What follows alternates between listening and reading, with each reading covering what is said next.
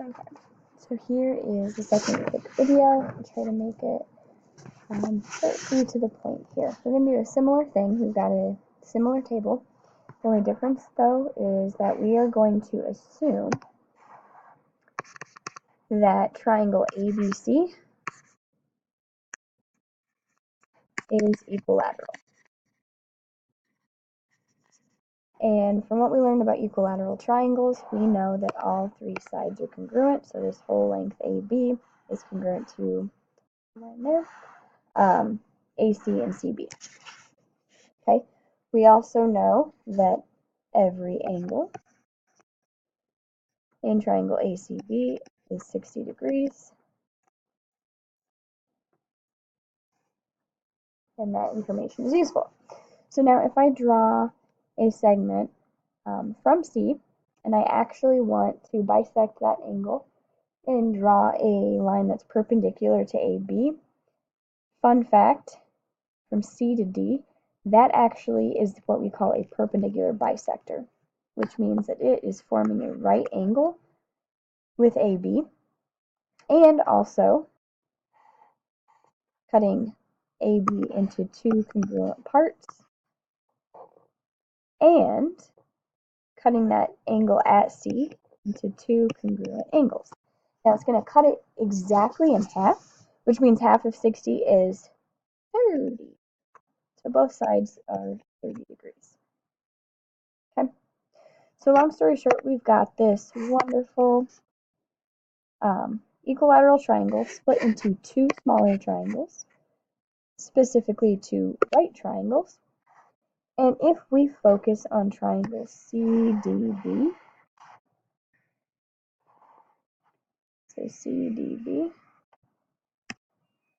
I notice that I've got what we call a 30, 60, 90 triangle. And so that's what we're going to use right now. It's the second special right triangle, the 30, 60, 90. Okay.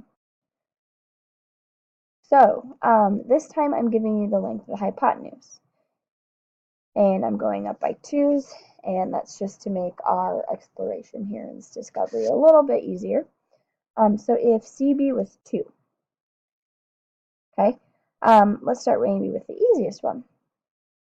So if AB is congruent to CB, so A to B congruent to CB, and then we said, oh, well, AB got cut in half. AB was 2, I know half of 2 is 1. So that makes DB 1.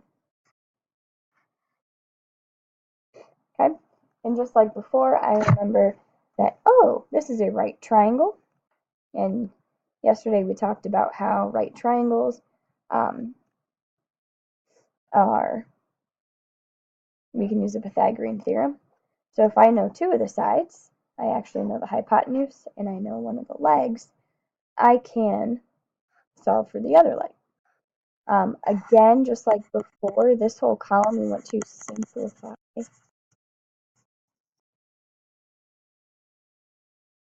the radicals.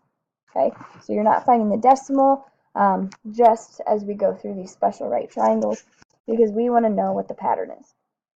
So I'll do again a couple with you, have you come up with a pattern on your own, try that.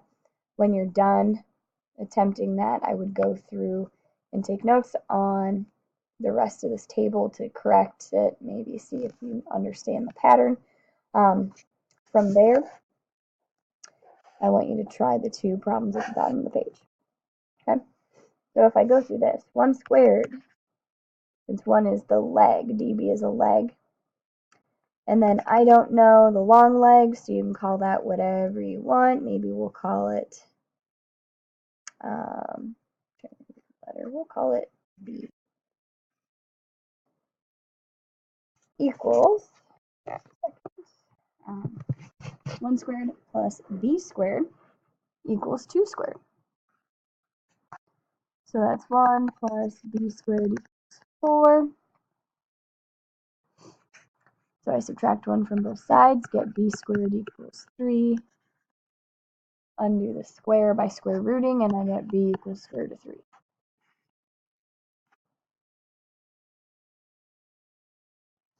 Okay, let's continue the process one more time. So if I change this hypotenuse to 4, that's CB, which means AB is 4. DB is half of AB, so half of 4 is 2. So that tells me the short leg is 2. Use the Pythagorean theorem, 2 squared, so leg squared. Plus I don't know what B is, so B squared equals hypotenuse squared. That's 4 plus B squared equals 16. Subtract both sides by 4. We get B squared by itself, and that's 12.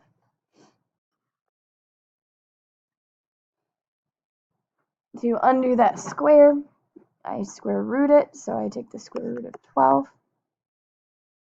And then remember, we want to simplify this. We actually did the square root of 12 yesterday in our notes. And we want to find factors that are perfect squares. So I see 12 is not a perfect square, but the biggest perfect square that is a factor is 4. So 4 times 3 will equal 12. And if I simplify that, the square root of 4 is 2. And so I see that B, or that long leg as we call it, will be 2 square root of 3. One thing I want you to pay attention to as well, we call DB the short leg because it's going to be shorter than CD, which is the long leg. If you notice, DB is across from 30 degrees, and 30 degrees is the smallest angle in the triangle. So the smallest side will always be across the smallest angle. And the hypotenuse is the longest side, is across from the biggest angle, which is the right angle. Okay? What I want you to do is continue through this table. See if you need to write out maybe one more, if you notice a pattern at that point. Maybe before you calculate it for 8, guess on the pattern, see if you're correct, and then figure out, long story short, no matter if I let the hypotenuse equal anything, so some number x, so it could be 10, it could be 100, it could be 50 like before,